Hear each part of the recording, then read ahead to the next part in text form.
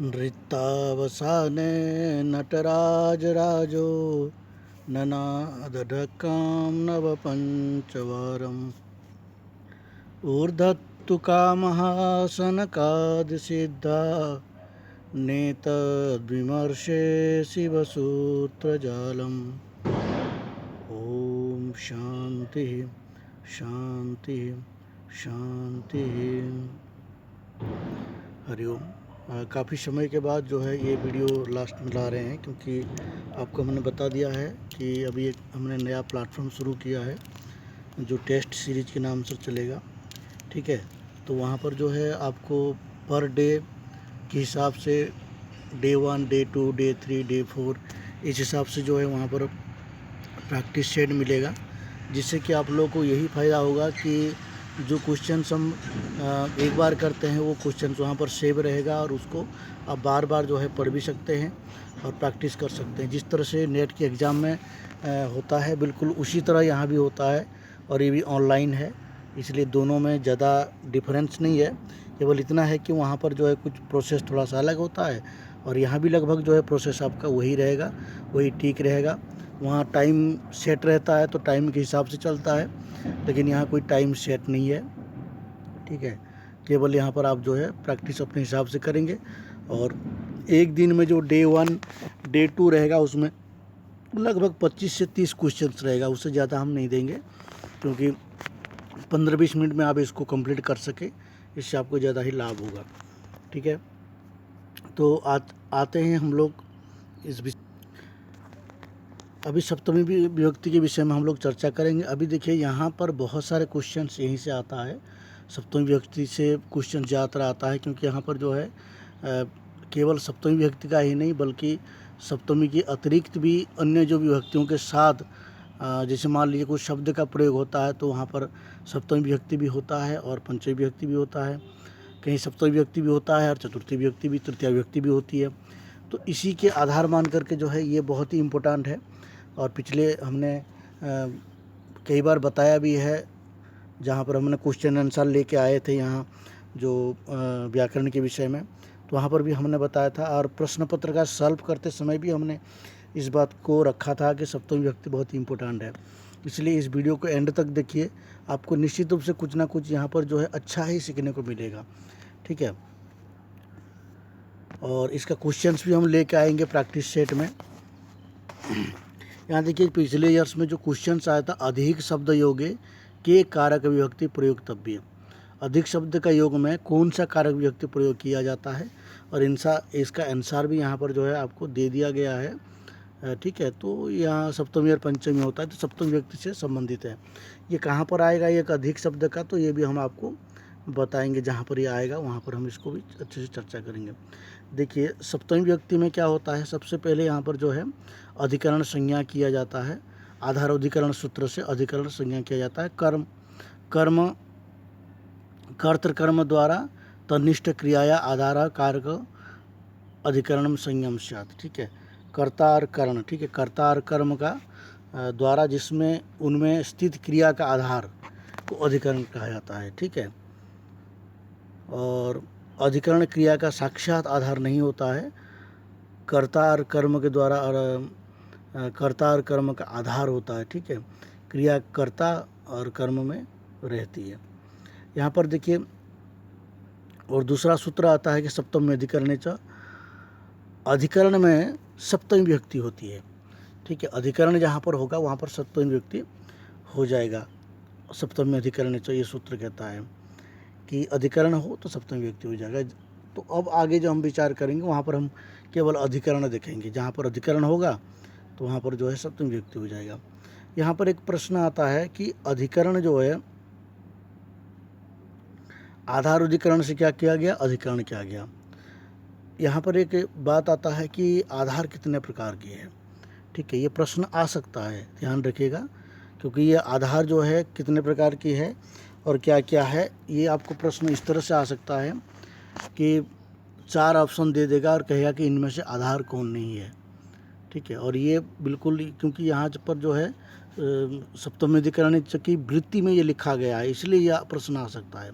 ठीक है, वृत्ति में लिखा है औपश्लेषिको वैषयिको वैषयिको अभिव्यापक शेत्याधार स्त्रिधा, ये कहा है। तो आधार कितने प्रकार की है ये प्रश्न नहीं करेगा, क्योंकि ये बहुत सरल है, लेकिन इनमें से 4 ऑप्शन दे करके आपको कह सकता है कि इसमें कौन सा आधार नहीं है। तो यहाँ पर आधार 3 जो है उसको देख लीजिए, औपश्लेषिक है, औपश्लेषिक आधार, वैषयिक आधार और अभिव्यापक आधार है। ये तीनों के तीनों जो है आधार है। तो यहाँ पर आपको औपश्लेषिक दे सकता है, वैषयिक दे सकता है और अभिव्यापक दे करके और एक ऑप्शन दे देगा कि औपश्लेषिक की तरह दे सकता है, अभिव्यापक की तरह दे सकता है, अभिभावक दे सकता है, अभिन्यायक दे सकता है, ठीक है, अभिकर्मक दे सकता है। ऐसे कोई भी शब्द ऐसे दे देगा जो इससे मिलता जुलता हो, जिससे आपको कन्फ्यूजन हो जाए। तो इसको ध्यान रखना, आप अपने दिमाग में फिट करके रखिए।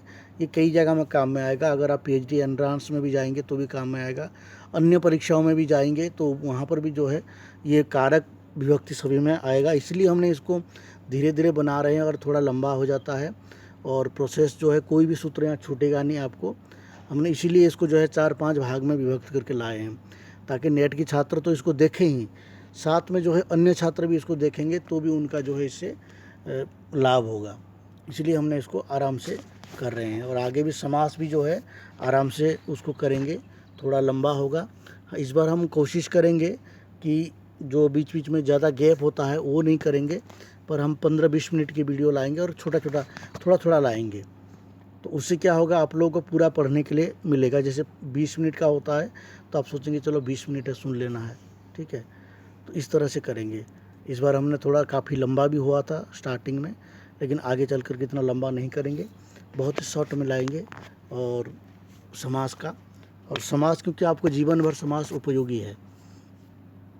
तो यहाँ पर आपने समझ के ये 3 प्रकार के आधार है, औपश्लेषिक है, वैषयिक है और अभिव्यापक है। इसमें अगर आपको व्याख्या चाहिए तो आप इसको PDF मिल जाएगा आपको, व्याख्या आप खुद देख सकते हैं। ज़्यादा व्याख्या करने की यहाँ पर आवश्यक नहीं है, ठीक है। जैसे कटे आस्ते, चटाई पर बैठता है, ठीक है, यहाँ कर्ता का आधार है, कटे आस्ते, कटाई पर कौन बैठता है, कर्ता बैठता है, तो ये हो जाता है औपश्लेषिक आधार, ठीक है। कर्ता और कर्म का आधार में संयोग होता है तो औपश्लेषिक होता है। वैषयिक आधार कहाँ कहाँ होता है कि विषयता से संबंध होता है तो वहाँ पर वैषयिक आधार होता है। जैसे बौद्धिक संबंध होता है तो उसको वैषयिक आधार के, जैसे मोक्ष इच्छा अस्ति, मोक्ष में इच्छा है, कर्ता की इच्छा कहाँ है, मोक्ष विषय में है, मोक्ष एक विषय माना जा सकता है यहाँ, तो मोक्ष विषय जो है इच्छा है, तो यहाँ पर वैषयिक आधार हो गया। अभिव्यापक आधार क्या होता है, इसमें क्या होता है, वस्तु क्या होता है, अवयवों में व्याप्त होकर रहती है।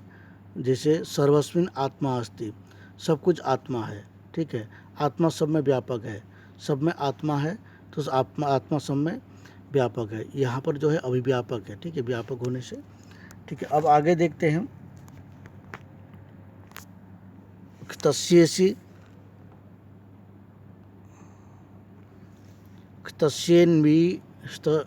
तस्येन्विषयस्य कर्मण्युपसंख्यानम् अधीति व्याकरणे अधीतमनेन इति विग्रह इष्टादिभ्यश्च, ये एक वार्तिक है। तस्येन विषयस्य, ठीक है। तस्येति, त प्रत्यांत शब्दों से इन प्रत्यय हो गया हो, ठीक है, शब्दों से कर्म में सप्तमी विभक्ति कहनी चाहिए, हो जाती है। अधीति व्याकरण, यहाँ पर जो है अधीति व्याकरण ये दिया है दृष्टांत। यहाँ पर अधिपूर्वक इंग धातु से त प्रत्यय हुआ है, उसके बाद इनी प्रत्यय होकर के अधित इन, अधितीन बना है, ठीक है। तो अधि, तो व्याकरण अधितवान ये अर्थ हो जाता है। तो यहाँ पर भी क्या विभक्ति हो गया, सप्तमी विभक्ति, अधीति व्याकरण, यहाँ पर सप्तमी विभक्ति हो गया। उसके बाद वा साध्य साधु प्रयोग साधु कृष्ण मातरी, वह साध्य साधु प्रयोग साधुति कृष्ण मातुरी, साधु और असाधु शब्द के प्रयोग में सप्तमी विभक्ति हो जाती है। साधु कृष्णो मातरी, कृष्ण माता के प्रति अच्छा है, साधु शब्द का प्रयोग हुआ है, ठीक है। अब आगे एक वार्तिक और आ रहा है, निमित्तात् कर्मयोगे। निमित्तात् कर्मयोगे क्या कहता है कि निमित्त का अर्थ फल है, ठीक है, और योग निमित्त का योग हो, ठीक है, तो वहाँ पर निमित्त का जो फलवाचक शब्द से सप्तमी विभक्ति हो जाती है। निमित्त का योग हो तो फलवाचक शब्द से सप्तमी विभक्ति हो जाती है, ठीक है। देखो यहाँ पर एक श्लोक दिया हुआ है, चर्मणि दीपिनम हंति, चर्मणिम दीपिनम हंति, दंतयोर हंति कुंजरम, केशेषु चर्मरि हंति, सिमनी पुष्कलको हतः, ठीक है। यहाँ पर क्या कहते हैं, चर्मणि दीपिनम हंति, चर्म के लिए व्याघ्र को मारता है, ठीक है। यहाँ निमित्त है कि नहीं है, चर्म के निमित्त व्याघ्र को मारता है, ठीक है। तो यहाँ पर क्या हो गया, चर्मणि दीपिनम हंति, दंत्यो हंति कुंजरम, दांत के लिए हाथी को मारता है, यहाँ पर भी निमित्त है। केशेषु चमरी महंती, यहाँ केशेषु सप्तमी हो गया, चमरी महंती केश के लिए चमरी को मारता है, चमरी गाय है। सिमनी पुष्कलको हतः, ठीक है, सिमनी पुष्कलको हतः, पुष्कलक कस्तूरी मृग को पुष्कलक कहते हैं, ठीक है। सिमनी पुष्कलको हतः, सिमनी मतलब कस्तूरी के लिए, सुगंधित कस्तूरी के लिए जो है पुष्कलक, सिमनी पुष्कलको हतः, कस्तूरी। यहाँ पर मृग है, मृग की नाभि में होता है कस्तूरी, तो कस्तूरी के लिए जो है गंधयुक्त कस्तूरी के लिए क्या होता है, मृग को मारना पड़ता है, तभी जाके वो कस्तूरी निकाल सकते हैं उसकी नाभि से। एक्चुअली कहा भी जाता है कि जो कस्तूरी मृग होता है ना, वो बिल्कुल पागल होकर मर जाता है उस समय जब उसकी नाभि में कस्तूरी आते हैं। आप लोग देखे नहीं होंगे शायद कस्तूरी मृग, हमने देखा है कस्तूरी मृग। उत्तराखंड में जो है आपको चमोली चोपता की जंगल है, चोपता की जंगल में कस्तूरी फार्म है, ठीक है। कस्तूरी फार्म चोपता की जंगल में है, कस्तूरी फार्म, वहाँ आप कभी भी जाएंगे। ये पड़ता है आपका, जब केदारनाथ से अंदर चलते हैं हम लोग तो अंदर पड़ता है आपका तुंगेश्वर महादेव है, जो पंच केदार पड़ता है ना, तो पंच केदार में पड़ जाता है आपका, तो उसी के आसपास जो है ये चोपता की जंगल पड़ता है, वहाँ पर कस्तूरी फार्म है। वहाँ उस एरिया में कस्तूरी मृग, हमने वहाँ पिछले साल नहीं देखा था, हम 2018 में गए थे, तब हमें कोई मृग नहीं देखने को मिला वहाँ, क्योंकि उस समय टाइम अलग था। हाँ, 2007 में गए थे पैदल यात्रा करते हुए। जब हम वहाँ पहुँचे तो वहाँ हम लोगों ने रुका था दोपहर में, और वहाँ भोजन वगैरह बनाए, भोजन करने बैठे, तब वहाँ बैठे थे, तो उस समय जो है उधर से 2-3 मृग घूमते हुए निकले। तो वहाँ के लोगों ने बताया कि यही कस्तूरी मृग है, और इन्हीं की नाभि में जो है कस्तूरी होता है। जब कस्तूरी होता है तो फिर वो पागल की तरह घूमता है और मर जाता है वो, तो उसकी नाभि से कस्तूरी निकाला जाता है। तो भारत में कस्तूरी मृग वहाँ पर है, कस्तूरी फार्म। एक्चुअली सरकार तो मान नहीं देती है आजकल, अपने आप मर जाती है, बताते हैं। आगे देखो, यहाँ पर निमित्त से हो गया था, यस्य भावेन भावलक्षणम, यस्य भावेन भावलक्षणम। यहाँ पर देखिए ये सूत्र क्या कहता है, यस्य क्रियाया क्रियांतरम लक्ष्यते ततः सप्तमी स्यात्, जिसकी क्रिया से कोई दूसरी क्रिया लक्षित होती है उसे सप्तमी विभक्ति हो जाती है। जिसकी क्रिया से दूसरी क्रिया लक्षित होती है उसे सप्तमी विभक्ति हो जाती है।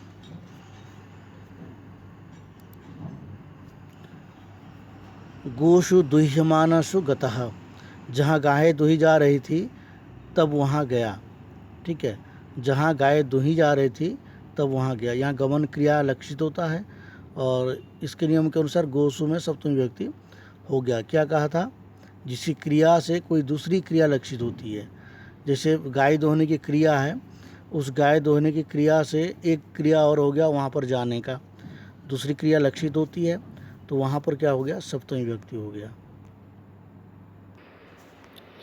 तो यहाँ पर हमने क्या देखा था, गोसु दुह्यमानासु गतः, ठीक है। एक क्रिया गाय दोहने की क्रिया और चलने का जो क्रिया, गमन का क्रिया, दोनों यहाँ पर जो है क्या हो जाता है,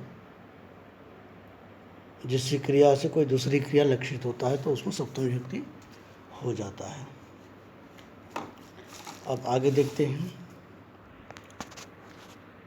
यहाँ पर एक वार्तिक भी आया है, अर्हाणं कर्तृत्वे नरहाणं कर्तृत्वे तद्वैपरीत्ये च सत्सु तरस्तु असन आसन्ने असत्सु तिष्ठस्तु संतस्तरंती।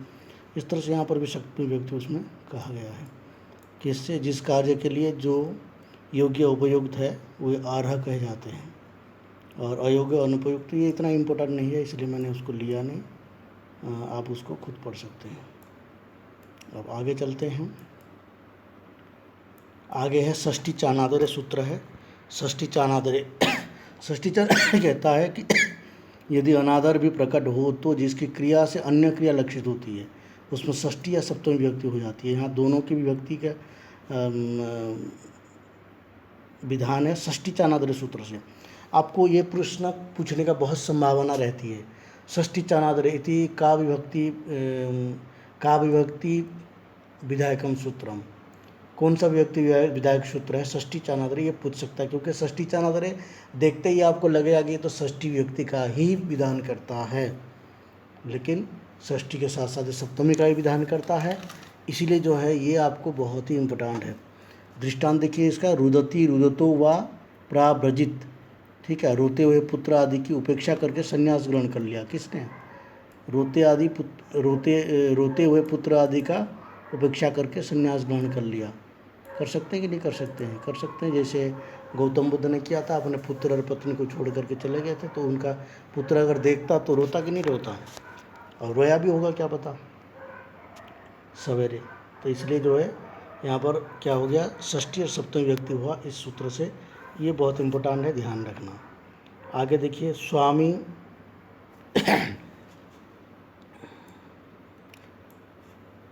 स्वराधिपति दायाद असाक्षी प्रति भू प्रसूतैश्च। स्वामी स्वराधिपति दायाद असाक्षी प्रतिभू प्रसूतैश्च। स्वामी ईश्वर अधिपति दायाद साक्षीन प्रतिभू तथा प्रसून, इन शब्दों के योग में षष्ठी तथा सप्तमी विभक्ति होता है। तो ये भी प्रश्न बहुत इम्पोर्टेंट है। यहाँ पर प्रश्न कैसे आ सकता है कि स्वामी ईश्वर अधिपति दायाद साक्षीन प्रतिभू और प्रसून की योग में कौन सा विभक्ति होती है। ठीक है, ये 5 शब्द याद कर लिए। स्वामी की योग में षष्ठी सप्तमी होती है, और अधिपति की योग में षष्ठी सप्तमी होती है। ईश्वर शब्द की योग में षष्ठी सप्तमी होती है, और साथ में कौन सा हो गया, प्रतिभू शब्द की योग में षष्ठी सप्तमी होती है। प्रसून शब्द की योग में षष्ठी सप्तमी होती है। देखो, ये वीडियो बनाने का एक ही तात्पर्य है, ये सब आप खुद भी पढ़ सकते हैं, लेकिन क्या होता है कभी कभी कुछ शब्द जो है वो पता नहीं चलता है, और आपको जब ये वीडियो आप एक बार देखेंगे तो आपको काफ़ी चीज़ें इसमें आसान हो जाएगा। पढ़ने से सुनने में ज़्यादा याद रहती है। ये हमारे जो मनोवैज्ञानिक है, शिक्षाविद है, जो शिक्षा के ऊपर हमेशा गवेषणा करते रहते हैं, रिसर्च करते रहते हैं, बच्चों को लेकर के रिसर्च करते हैं, तो उनका कहना यही रहता है कि पढ़ने से सुनने से ज़्यादा याद रहता है। तो मैं आपको 5 शब्द बता दिया, स्वामी ईश्वर अधिपति दायाद साक्षीन प्रतिभू और प्रसून। इन शब्द की योग में क्या विभक्ति होगा, षष्ठी और सप्तमी 2 विभक्ति हो जाएगा। उसका सूत्र क्या है, स्वामीश्वराधिपति दायाद साक्षी प्रतिभू प्रसूतैश्च, ये सूत्र से। यहाँ सूत्र पूछने की संभावना कम है। यहाँ शब्द से प्रश्न पूछ सकता है। जैसे इसमें बहुत इंपॉर्टेंट शब्द है अधिपति, मुझे ये दिख रहा है, अधिपति शब्द से योगे का विभक्ति भवति, ऐसे बोल देगा। जैसे अभी पूछा था कि अधिपति शब्द से योगे का विभक्ति प्रयुक्त, ये कौन सा विभक्ति का प्रयुक्त होता है, तो षष्ठी और सप्तमी दोनों हो जाएगा। ठीक है, इसका दृष्टांत लेने के शायद मुझे इतना आवश्यक नहीं लगता है, क्योंकि जहाँ भी ये आएगा वो आप देख सकते हैं। जैसे गवाम गोसु व स्वामी, गायों का स्वामी है, ऐसे तो दृष्टांत पूछता नहीं है। गोवाम गोसु व प्रसूतः, गायों में उत्पन्न हुआ है। ठीक है, उसी तरह जो है यहाँ पर अधिपति, ग्रामानम ग्रामेषु व अधिपति, गांव का स्वामी है, अधिपति मतलब स्वामी, ग्रामेषु स्वामी, गाँव में स्वामी है। इस तरह से पित्रम सस्य पित्रंसे व दायादः, ठीक है, व्यवहार से व्यवहारे व साक्षी, दर्शन से दर्शने व प्रतिभू। इस तरह से जो है प्रश्न यहाँ पर ये दृष्टांत दिया गया है, परंतु दृष्टांत पूछा नहीं जाएगा। फिर भी आप इसको पढ़ सकते हैं, आप खुद भी इसको पढ़ सकते हैं, एक PDF आपको मिल जाएगा। ठीक है, तो यहाँ पर क्या क्या शब्द रहा, स्वामी, ईश्वर, अधिपति, दायाद, साक्षी नर, प्रतिभु, प्रसूद, ये शब्द जो है 6-7 शब्द है। इनकी योग में षष्ठी और सप्तमी विभक्ति होता है, ये आपको ध्यान रखना है। आगे देखते हैं, अयुक्त कुशलाभ्याम चा सेवायाम, अयुक्त कुशलाभ्याम चा सेवायाम, इस सूत्र से क्या हो जाता है, अयुक्त और कुशल शब्द के योग में षष्ठी और सप्तमी विभक्ति हो जाता है। अब 2 शब्द आ गया, तो ये सब नोट कर लीजिए एक बार। ठीक है, ये जितने शब्द है ना, क्या स्वामी, ईश्वर, अधिपति, दायन, साक्षिन, प्रतिभु और प्रसून, और यहाँ 2 शब्द और आ गया, अयुक्त और कुशल, इनकी योग में षष्ठी और सप्तमी विभक्ति हो जाता है, ये भी ध्यान रखिए। अब यहाँ दृष्टांत कहने की कोई बात नहीं है, आप लोग ये समझ सकते हैं। ठीक है, यतश्च निर्धारणम, आगे क्या सूत्र है, यतश्च निर्धारणम, ये आ गया यतश्च निर्धारणम। यतश्च निर्धारणम क्या कहता है, जाति, गुण, क्रिया तथा संज्ञा आदि विशेषता के कारण किसी वस्तु को अपने समुदाय के पृथक करना जिसमें निर्धारण किया जाता हो, उसे षष्ठी और सप्तमी विभक्ति हो जाता है। पृथक करने की निर्धारण हो तो कौन सी विभक्ति होती है, ठीक है, पृथक करने की निर्धारण हो तो कौन सी विभक्ति होती है, तो वहाँ पर भी षष्ठी सप्तमी विभक्ति होती है, पृथक करने की निर्धारण हो। एक मुझे जहाँ तक याद आ रहा है, पृथक शब्द से योगे का विभक्ति भवती, ऐसे एक प्रश्न भी आया था, तो वो भी क्या हो जाएगा, वो यहीं से दिया है, पृथक शब्द से योगे का विभक्ति भवती षष्ठी सप्तमी, पृथक शब्द से योगे। तो यहाँ पर शब्द नहीं दिया है, पृथक करने की निर्धारण हो तो, ठीक है, यहाँ पृथक करने की निर्धारण हो तो कौन सा विभक्ति होती है, ये यहाँ पर दिया षष्ठी और सप्तमी। ठीक है, जैसे गच्छताम गच्छत्सु वा धावन शीघ्र, जाने वालों में दौड़ता हुआ शीघ्र जाता है, तो वहाँ पर जो दौड़ने की क्रिया है वो क्या होता है, यहाँ पर अभी यहाँ पर मैंने दृष्टांत भी ले लिया है, गवाम गोसुवा कृष्णा बहुक्षीरः, ठीक है, गच्छताम गच्छत्सु वा धावन शीघ्र, जाने वालों में दौड़ता हुआ शीघ्र जाता है। ठीक है, गायों में कृष्ण बहुत दूध वाली होती है, कृष्णा बहुत दूध वाली होती है। कृष्णा मतलब यहाँ पर जो है गाय का नाम है कृष्णा। ठीक है, गायों में कृष्णा बहुत दूध वाली है। ठीक है, कृष्णा गाय जो है बहुत दूध वाली होती है। इस तरह से ये आपको षष्ठी सप्तमी विभक्ति का विधान करता है, कहाँ कैसे पृथक करने की क्रिया हो। अब आगे देखिए, पंचमी विभक्ति, पंचमी विभक्ति ये सूत्र है, पंचमी विभक्ति विभागो विभक्तम, पंचमी विभक्ति क्या कहता है, विभक्त का अर्थ विभाग या भेद, जहाँ विशिष्ट रूप से दिखलाई हुई वस्तु, निर्धार्यमान वस्तु भिन्न होती है तो वहाँ पर पंचमी विभक्ति हो जाती है। देखो यहाँ पर पंचमी विभक्ति ये क्या कह रहा है, पंचमी विभक्ति ये सूत्र पंचमी विभक्ति का विधान करती है। ठीक है, जैसे क्या है, विशिष्ट रूप से दिखलाई हुई वस्तु, ठीक है, और जिससे भेद दिखलाया जाता है उसमें पंचमी विभक्ति हो जाता है। जिससे भेद दिखलाया जाता है, जैसे मान लीजिए मथुरा पाटलिपुत्र से भिन्न है, मथुरा में रहने वाले पाटलिपुत्र को पटना के रहने वाले से भिन्न है, या फिर मथुरा के व्यक्ति जो है पटना के व्यक्ति से भिन्न है, तो यहाँ पर क्या हो गया, मथुरा पाटलिपुत्र के ब्यह आढ्यतरा, ठीक है, भिन्न है, तो यहाँ पर पाटलिपुत्र के भ्यः पंचमी विभक्ति हो गया। ठीक है, मथुरा पाटलिपुत्र के भ्यः आढ्यतरा। अब आगे देखिए, साधु निपुणाभ्याम अर्चायाम सप्तम्य प्रत्यय, ये कह रहा है साधु और निपुण के योग में सप्तमी होती है पूजा अर्थ में, किंतु प्रति शब्द के प्रयोग में नहीं होती। पूजा अर्थ में प्रति शब्द के योग में नहीं होता है सप्तमी व्यक्ति, पर किसमें सप्तमी व्यक्ति होता है, निपुण, साधु और निपुण अर्थ में, साधु और निपुण अर्थ में सप्तमी व्यक्ति हो जाता है। अर्चा यहाँ पर देखिए दृष्टांत भी दे दिया है, यहाँ पर मातरी साधु निपुणो वा, ठीक है, आचार्य किम, आप आचार्य क्यों कहा, तो उसका निपुण राज्ञ है। अब आगे देखिए, आगे 14, नक्षत्र च लुपी, ठीक है, नक्षत्र च लुपी, यहाँ पर एक सूत्र और छूट गया है, प्रसितोत्सुकाभ्याम तृतीया च आभ्याम युगे च तृतीया स्यात् सप्तमी। यहाँ पर तृतीया सप्तमी का विधान होता है। प्रसित और उत्सुक शब्द के योग में तृतीया विभक्ति होती है और सप्तमी भी होती है। प्रसित और उत्सुक शब्द के योग में, वो यहाँ पर नहीं है, ध्यान रखना। प्रसित और उत्सुक शब्द के योग में, प्रसित और उत्सुक शब्द के योग में कौन सा विभक्ति होती है? तृतीया और सप्तमी। क्या है? प्रसित और उत्सुक, इन दोनों की योग में क्या हो जाता है? तृतीया विभक्ति और सप्तमी विभक्ति। प्रसित और उत्सुक के योग में तृतीया और सप्तमी विभक्ति हो जाता है। प्रसितोत्सुकाभ्याम च तृतीया च, ऐसे करके सूत्र है। नक्षत्र लुपी च अब आता है नक्षत्र लुपी च। नक्षत्र लुपी च कहता है क्या है? नक्षत्रवाची शब्द काल विशेष को प्रकट करता है, वहाँ उसी अधिकरण में तृतीया और सप्तमी विभक्ति हो जाता है। ठीक है, नक्षत्र लुपी च ये क्या कहता है? नक्षत्रवाची शब्द काल विशेष का प्रकट करता है। नक्षत्रवाची शब्द काल विषय का, नक्षत्रवाची शब्द जो है, नक्षत्रवाची शब्द आपको कहाँ से पढ़ना है? देखिए, नक्षत्रवाची शब्द यहाँ से पढ़ना है।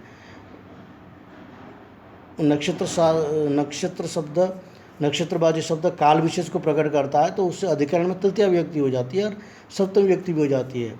ठीक है, नक्षत्र जो लुपी कौन सा विभक्ति विधान करता है? तृतीया और सप्तमी का। तो यहाँ पर क्या कह रहा है कि नक्षत्रवाची काल विशेष शब्द काल विशेष को प्रकट करता हो तो वहाँ पर तृतीया और सप्तमी हो जाएगा अधिकरण अर्थ में। ठीक है, अब आगे चलते हैं। आगे सप्तमी पंचमों कारक मध्य। सप्तमी पंचमों कारक मध्य ये कहता है कि दो कारक शक्तियों के बीच में जो काल और मार्ग हो, उससे वाचक शब्दों से सप्तमी विभक्ति और पंचमी विभक्ति हो जाता है। दो कारक व्यक्ति शक्तियों के बीच में जो काल और मार्ग हो। यहाँ पर थोड़ा दृष्टांत देख लीजिए तो आपको अच्छा समझ में आ जाएगा। जैसे अद्य भुक्त्वा यम द्वथहे दुह्यात वा भोक्ता। आज खाकर यह 2 दिन में खाएगा। आज खाकर यह 2 दिन में खाएगा। आज खाया और फिर 2 दिन के बाद खाएगा। तो 2 दिन के बाद ये क्या हो गया?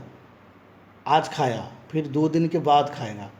तो एक प्रकार से देखा जाए तो यहाँ पर काल और मार्ग, काल का यहाँ पर वाचक है। ठीक है, आज खाया फिर 2 दिन के बाद खाएगा, तो 2 दिन काल बदल गया कि नहीं बदल गया? तो जहाँ पर जो है काल और मार्ग, उससे सप्तमी विभक्ति हो जाती है। ठीक है, दो कारक शक्तियों के बीच में। अद्य भुक्ता यम द्वैवाद्वा भुक्ता। आज खाकर ये 2 दिन में खाएगा। कर्तृशक्ति और मध्य यम कालः। यहस्तो यम क्रोशे क्रोशाद्वा लक्ष्यम विध्येत। यहाँ स्थित होकर यह एक कोष पर स्थित लक्ष्य को भेद देगा। जैसे अर्जुन बाण मार करके एक जगह में रहकर दूसरी जगह को भेद लेता था, उसी तरह यहस्थो यम क्रोशे क्रोशाद्वा लक्ष्यम विध्येत। यहाँ रह करके जो है बहुत दूर में स्थित, तो वह मार्ग का वाचक हो गया। ठीक है, अब आगे देखिए, आगे सूत्र आता है।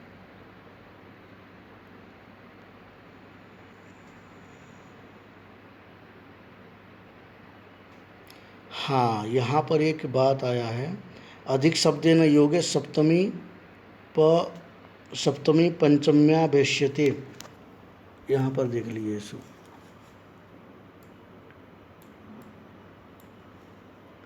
अधिक शब्द योगे सप्तमी पंचम्या वेश्यते। सप्तमी पंचमों कारक मध्य ये सूत्र था। ठीक है, अब यहाँ पर ये थोड़ा पढ़िए, पता चल जाएगा। जो प्रश्न आया था उसके संदर्भ में यहाँ पर ये चर्चा करके देखिए। अधिक शब्द के योग में कौन सा विभक्ति होती है? प्रश्न आया था। अधिक शब्द से योगे का विभक्ति भवति, ऐसे प्रश्न आया था। या फिर अधिक शब्द से प्रयोगे, अधिक शब्द से योगे का कारक प्रतिवेश्यते, ये प्रश्न आया था। ठीक है, अब अधिक शब्द योगे सप्तमी पंचमी वेश्यते ये कह दिया। अधिक शब्द के योग में सप्तमी और पंचमी होता है। ठीक है, यहाँ पर एक प्रश्न और आ सकता है। ठीक है, अधिक शब्द से योगे सप्तमी विभक्ति भवति, ये तो ठीक है। अधिक शब्द के